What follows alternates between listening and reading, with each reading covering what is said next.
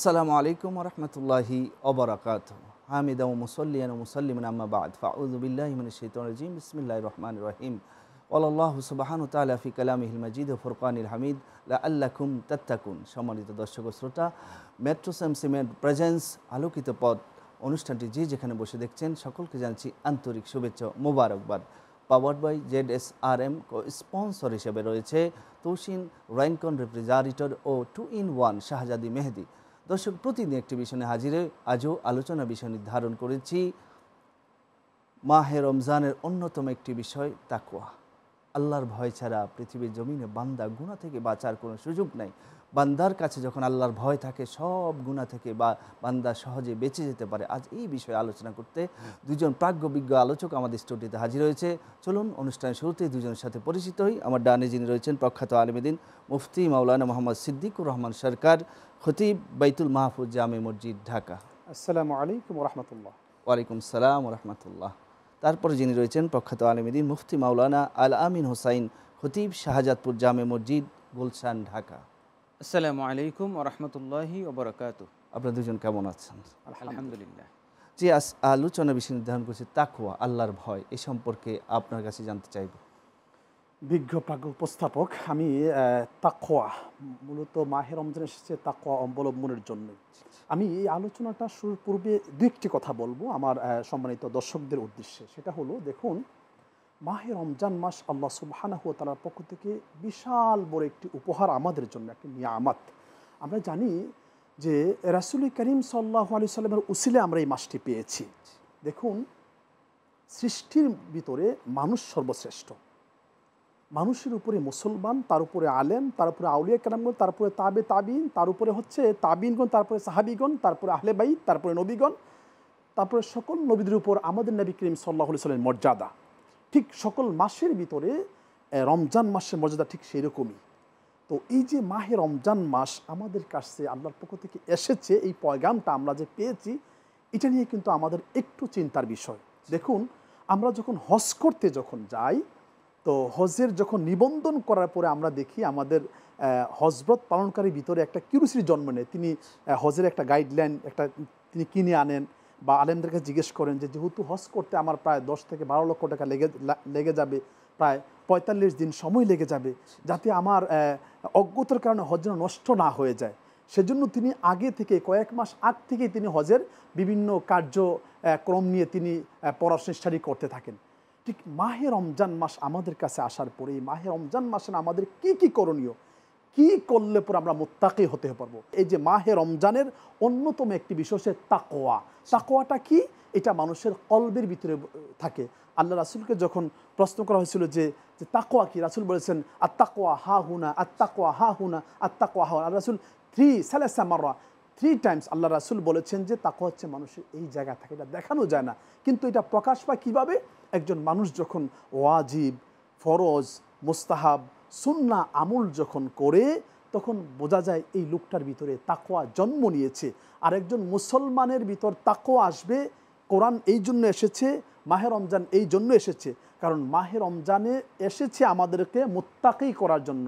আল্লাহ বলেছেন লাআল্লাকুম তাত্তাকুন, এই রমজান দিয়েছে যাতে তোমরা মুত্তাকি হতে পারো। আল্লাহ তাআলা সম্ভবত এই জন্য লাগিয়েছেন, কারণ বান্দা যখন, দেখুন, বান্দা অন্যায় করার পরে বান্দা যখন গিলটি ফিল করে, বান্দা যখন একেবারেই লজ্জিত হয়ে যায়, শর্মিন্দিত হয়ে যায়, বান্দা যখন নিজেকে ছোট মনে করে, যখন বান্দা একেবারেই হয়ে যায় যে এই কাজটা আমার করা উচিত হয় নাই, আল্লাহ তাআলা আমাকে সর্বশ্রেষ্ঠ পৃথিবীতে পাঠিয়েছেন, আমি কোরআন মানি নাই, নবী মানি নাই, আল্লাহকে মানি নাই, দিন মানি নাই, ইসলাম মানি নাই, আমি কোরআন সুন্নাহ থেকে দূরে ছিলাম, শয়তানের ওয়াসওয়াসায় পড়ে, নফসের তাড়নায় পড়ে, আল্লাহ মাহে রমজান দিয়েছো, আল্লাহ আমি গুনাহের জন্য তোমার কাছে ক্ষমা চাই। জি, চমৎকার আলোচনা করছিলেন। ইনশাআল্লাহ তওবার কথা আমরা শুনবো। যে মুহতারাম, আপনার কাছে জানতে চাই এই যে তাকওয়ার ব্যাপারে আল্লাহ পাক কি ইভেন্ট রেখেছেন আমাদের জন্য মাহে রমাদানে? আলহামদুলিল্লাহ ওয়াসসালাতু ওয়াসসালামু আলা রাসূলিল্লাহ। রমজানের সিয়াম এবং তাকওয়া এই দুইটি সহোদর ভাইয়ের মতো, একটি আরেকটির সাথে ওতপ্রোতভাবে জড়িত। আমরা যদি শাব্দিকভাবে বিশ্লেষণ করি, তাকওয়া শব্দটি এসেছে ওয়াকিউন শব্দমূল থেকে, যার অর্থ হলো বেঁচে থাকা, বিরত থাকা, দূরে থাকা। আর সিয়াম শব্দটি এসেছে সওমুন শব্দমূল থেকে, এই সওম শব্দের অর্থ হলো আল ইমসাক তথা বিরত থাকা। তো সওমের অর্থ হলো বিরত থাকা, তাকওয়ার অর্থ হলো বিরত থাকা। আমরা বুঝতে পারলাম যে দুইটি একটি আরেকটির মুরাদেফ বা সিনোনিম। রমজানের সিয়ামের সাথে তাকওয়ার এমন সম্পর্ক যে একজন বান্দা যখন সিয়াম পালন করবে যথাযথভাবে আলটিমেটলি তার মধ্যে তাকওয়া চলে আসবে।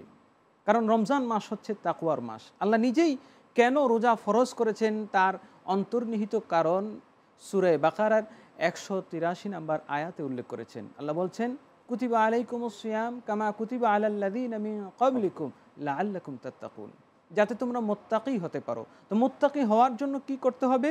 সিয়াম পালন করতে হবে। সিয়াম কি? বিরত থাকা। কিসের থেকে বিরত থাকা? পানাহার, কামাচার এবং জৈবিক চাহিদা থেকে, আল্লাহর নির্দেশ অনুযায়ী সুবহে সাদিক থেকে সূর্যাস্ত পর্যন্ত বিরত থাকার নামই হলো সিয়াম। আর সিয়াম তো এমন একটি ইবাদত, যে ইবাদতের মাধ্যমে বান্দা আল্লাহর রঙে রঙিন হয়ে যায়। আল্লাহ সুবহানাহু ওয়া তাআলা সেই কথাই কোরআনে বলেছেন, সিবগাতুল্লাহ ওয়া মান আহসানু মিনাল্লাহি সিবগা, তোমরা আল্লাহর রঙে রঙিন হও। আর সেই আল্লাহর রঙে রঙিন হওয়ার জন্যই সিবগা, সেখানেও সোয়াদ শব্দ ব্যবহার করা হয়েছে, সিয়ামের মধ্যে সোয়াদ শব্দ বর্ণ ব্যবহার করা হয়েছে। এবং সিয়াম এবং তাকওয়া একটি আরেকটির সাথে মোরাদেব তথা সিনোনিম বা আত্মিকভাবে অন্তর্নিহিত অর্থের দিক থেকে ওতপ্রোতভাবে জড়িত। কারণ সিয়াম মানুষকে মুত্তাকি করে, আর মুত্তাকি করার জন্যই আল্লাহ রমজানের সিয়াম দিয়েছেন। সম্মানিত আলোচক খুব চমৎকার আলোচনা করছেন। ইনশাল্লাহ বিরতির পর আবারও ফিরবো আপনার কাছে। সুপ্রিয় দর্শক, আপনারা দেখছেন মেট্রোসেম সিমেন্ট প্রেজেন্স আলোকিত পথ, powered by ZSRM। Co sponsor হিসেবে রয়েছে তৌসিন র্যাঙ্কন রেফ্রিজারেটর ও 2-in-1 শাহজাদি মেহেদি। দর্শক, দিচ্ছি ছোট্ট একটি বিরতি, আমাদের সাথে থাকুন।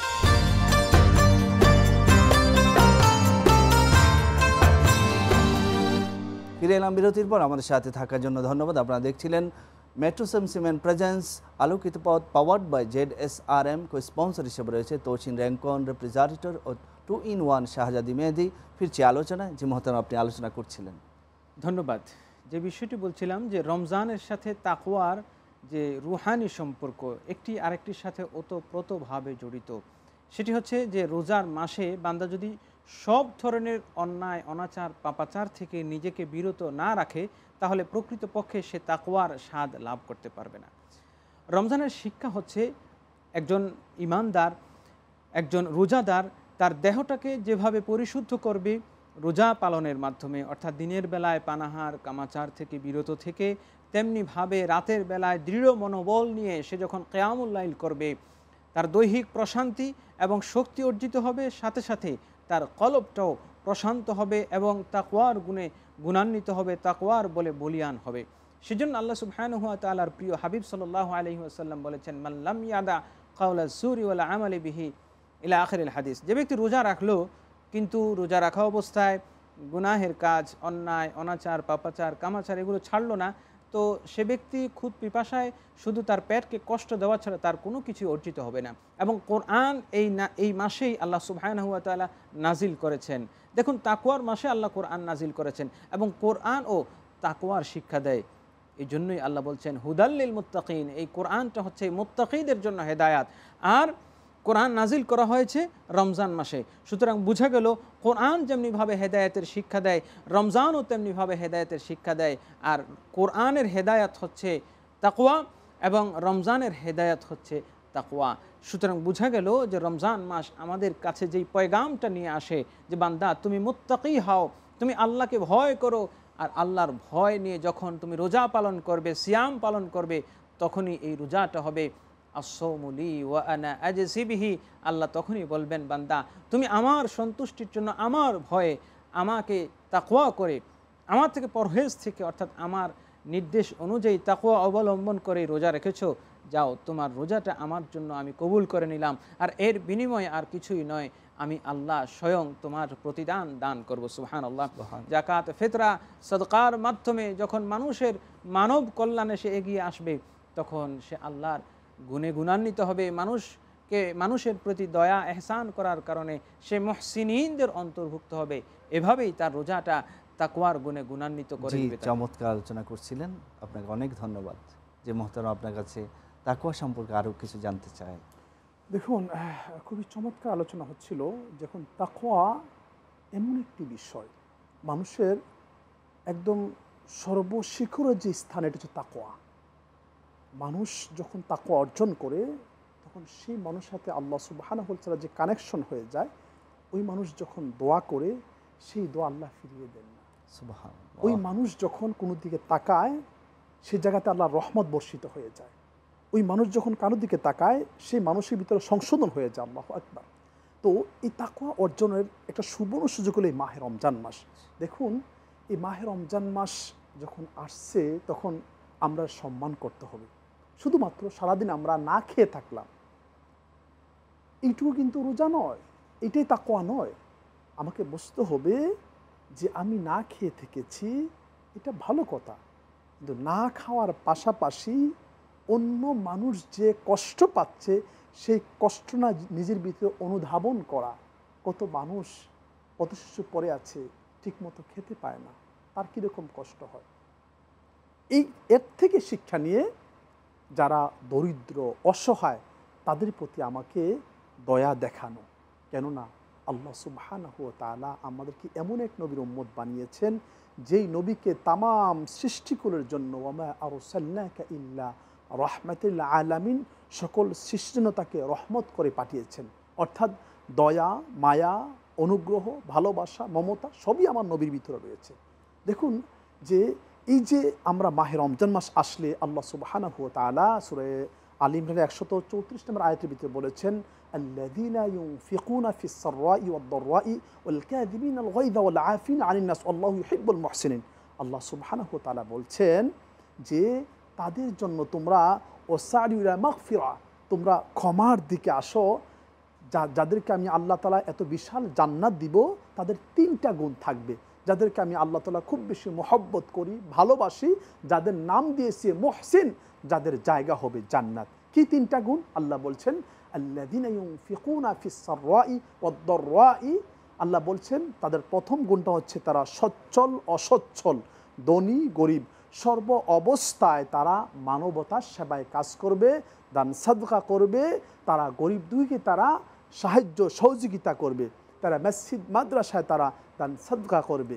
এবং 2 নম্বর গুণটা হলো তাদের রাগকে তারা প্রশমিত করবে, তারা বদমেজাজি হবে না। দেখুন, সারাদিন আমরা ক্ষুধার্ত থাকার পরে দেখা যায় বাসায় যখন আসি, আমরা স্ত্রীর প্রতি, সন্তানের প্রতি অথবা কলিকের প্রতি আমরা অনেক সময় রাগান্বিত হয়ে যাই, আমরা রাগ করে কথা বলি। কিন্তু একটিবার আমরা ভাবি না যে আমি যেরকম ক্ষুধার্ত আছি, আমার সহধর্মিণী সেও তো ক্ষুধার্ত, আমার কলিগ সেও ক্ষুধার্ত, আমার অফিসের লোক তারাও ক্ষুধার্ত।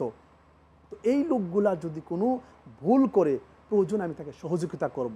আমি বাসায় এসে দেখলাম যে আমার স্ত্রী রান্না বান্না করতে কষ্ট হচ্ছে, আমি কি করতে পারি? তাকে সহযোগিতা করতে পারি। ঠিক আছে, তোমার সাথে আমিও ইফতারিতে আমি সময় দিচ্ছি। জি, চমৎকার আলোচনা করছেন। ইনশাআল্লাহ ব্রেকের পর আবারও ফিরবো আপনার কাছে। সুপ্রিয় দর্শক, আপনারা দেখছেন মেট্রোসেম সিমেন্ট প্রেজেন্স আলোকিত পথ, পাওয়ার্ড বাই ZSRM। ও স্পন্সর হিসেবে রয়েছে তৌসিন রঙ্কন রিপ্রেজারিটর ও 2-in-1 শাহজাদি মেহেদি। নিচ্ছে ছোট্ট একটি বিরতি, আমাদের সাথে থাকুন।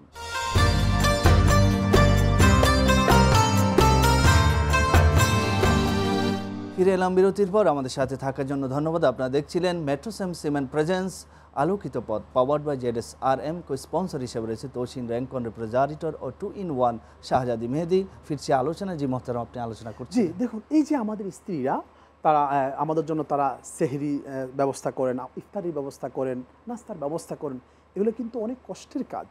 এখন আল্লাহ সুবহানাহু ওয়া তাআলা কিন্তু রমজানের প্রথম 10 দিন দিয়েছেন রহমা, আউয়ালু রাহমা, প্রথম 10 দিন হচ্ছে রহমা। তার কারণটা কি? দেখুন, আপনি যখন কাউকে যখন ক্ষমা করবেন, তার প্রতি আপনার প্রতি মায়া, মোহব্বত, দয়া আসতে হবে।